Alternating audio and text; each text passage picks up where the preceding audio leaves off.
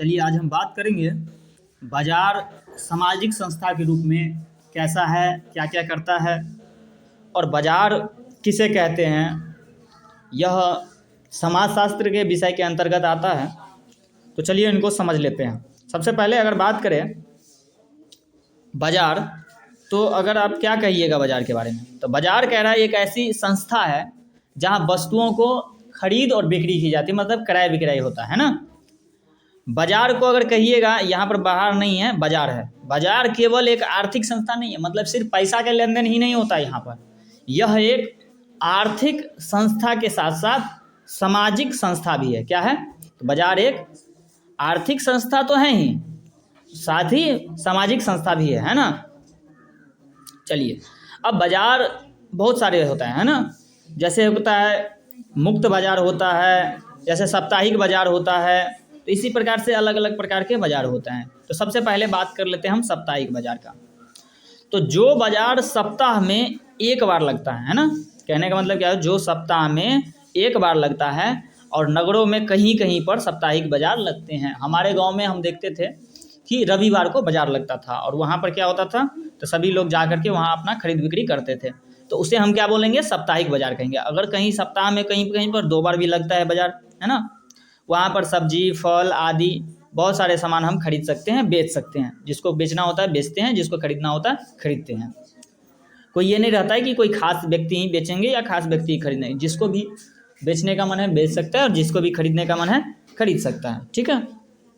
अच्छा, अब कह रहे हैं कि ग्रामीण क्षेत्रों में हाट, उसे हाट के नाम से, हटिया के नाम से, मेला के रूप में बाजार सजते हैं और फिर वह शाम होते ही, शाम को जब 8-9 बजे तक उसको समेट लिया जाता है। ये साप्ताहिक बाजार जनरली ऐसा होता है कि सजाया जाता है। 3 बजे के करीब क्या होता है, सामान ला करके वहाँ पर रखा जाता है, एक तरह से मेला की तरह सजाया जाता है और फिर रात को करीब 8-9-10 बजे तक समेट लिया जाता है ना। और जितनी आवश्यक वस्तु होती है, चीज़ें वहाँ पर लोग खरीद सकते हैं ना।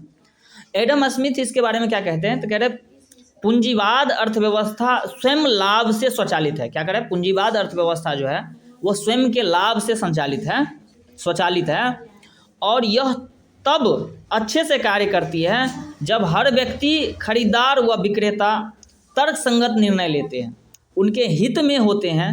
स्मिथ ने खुले व्यापार का समर्थन किया। कह रहे कि व्यापार कैसा होना चाहिए, तो ऐसा ही होना चाहिए। एडम स्मिथ साहब इसका क्या करते हैं, समर्थन करते हैं। क्यों समर्थन करते हैं? क्योंकि कह रहा है जब खुले व्यापार होता है, बाजार होता है, तो वहाँ पर कोई भी व्यक्ति कुछ बेच सकता है और कुछ खरीद हो सकता है। तो मतलब कंपटीशन नहीं होता है, तो सामान्य रूप से मूल्य क्या होता है सामान का, कम होता है ना।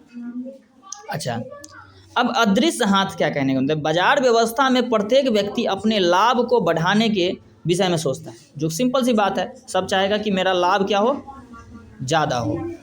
ऐसा करते हुए वह भी करता है जो स्वयं समाज के हित में होता है।